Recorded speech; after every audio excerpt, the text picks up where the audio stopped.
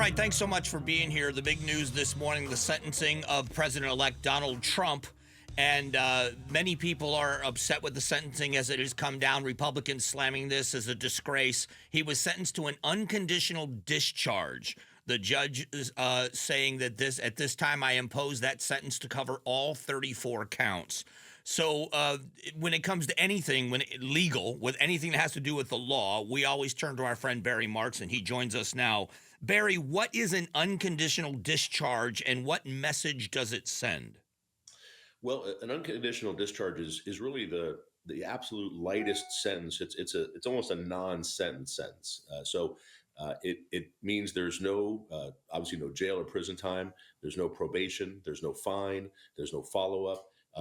When it says unconditional, Mike, a lot of people who are let off like that with no probation, they'll at least get a conditional sentence where it's something to the effect of if you don't commit any further crimes over the next 2 years. Here, Trump didn't even get that. So it is absolutely the most minimal sentence you can give anybody. There's no follow up. There's no parole officer. There's no nothing. He's finished now. This formalizes the conviction, the 34 felony count conviction, and now Trump and his lawyers can start the real appellate process, which I assume they'll do, which is to appeal and say that Judge Merchan erred in many ways in letting evidence in or not letting evidence in, and try to appeal the conviction itself. So what, and I know I'm using the word message a lot, but when does this happen? Why is this tool used? I know that the courts use these tools for different reasons for different cases. In what cases do they use this tool of an unconditional discharge?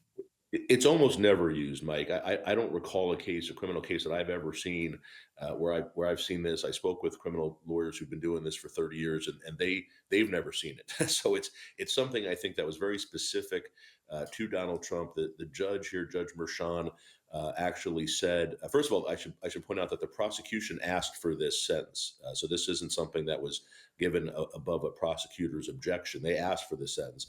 I think the prosecutor and the judge recognized that with President-elect Trump about to be sworn into office again, that there really wasn't any other option here. That I think that the judge said ordinary citizen Donald Trump would not be entitled to the protections of the presidency, but said that the office is shielding him from the verdict's gravity. So in other words, he's saying that because Trump won the election, that is why he's getting this unconditional discharge.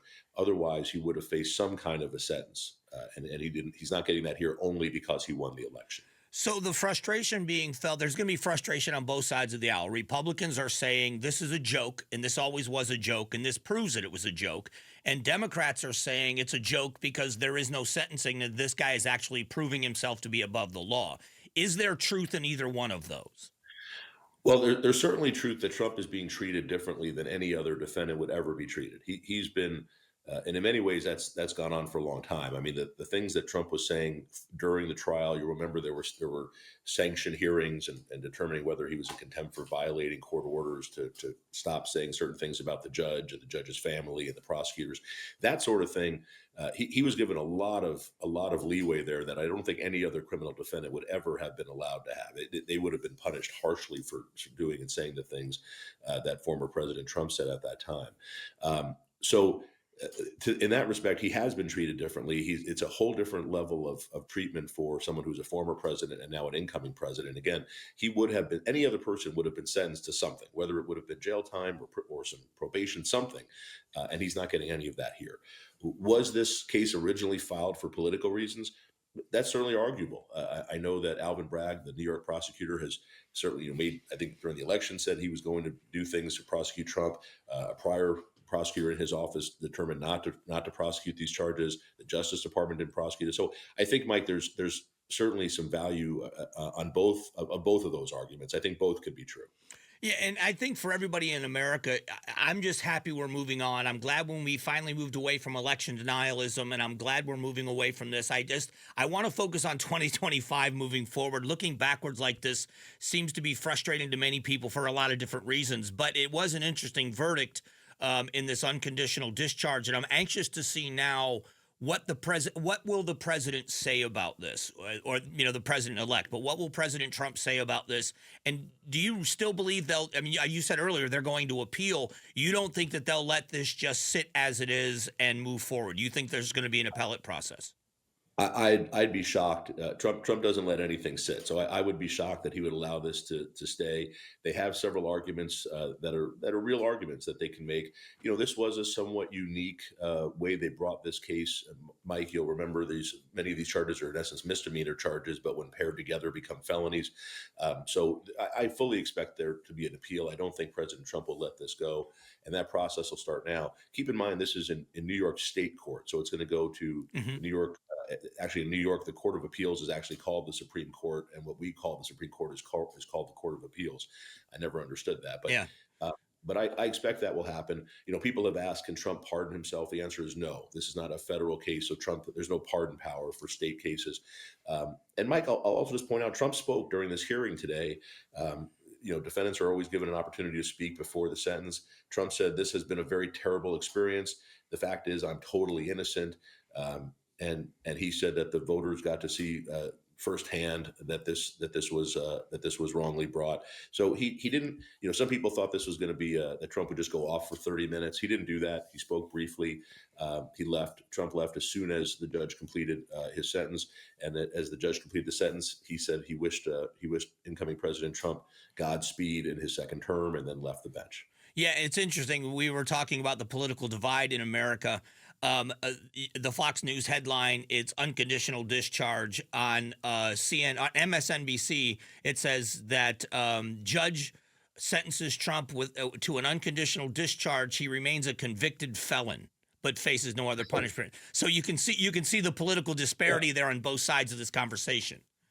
Yeah, no, and that's absolutely true. So the sentence is a nothing. That's true, but they're both true. I mean, Trump will enter office as the first president ever to have been convicted of a felony, and that's the fact at this point.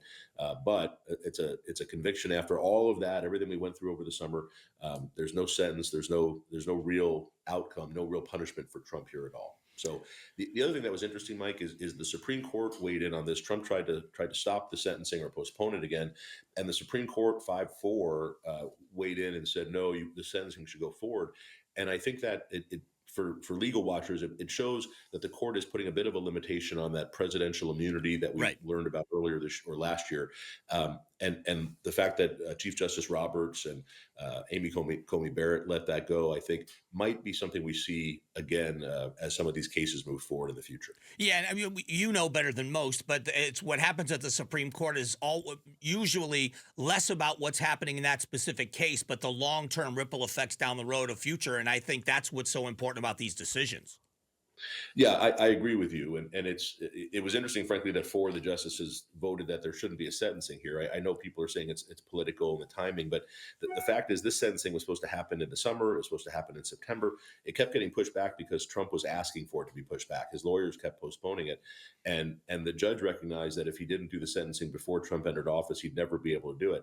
And in some ways, this is better for Trump because it does allow him to appeal. And until the sentence is entered, the judgment of the court, the conviction isn't final, and the appellate process can't start. So in some ways, this lets Trump's lawyers get in there and file that appeal. One interesting thing is a lot of Trump's lawyers, including Todd Blanche, who appeared with him today, are going into the Justice Department in high-ranking positions in the Justice Department. So Trump's going to need some different lawyers to get on the appellate case. Yeah, it has been fascinating. If you were kind of wonky, and I know you do this for a living, so you're really invested in it, but it's been very interesting. I appreciate the expertise because you've been explained very, very well. I didn't understand it completely, but I appreciate the explanation.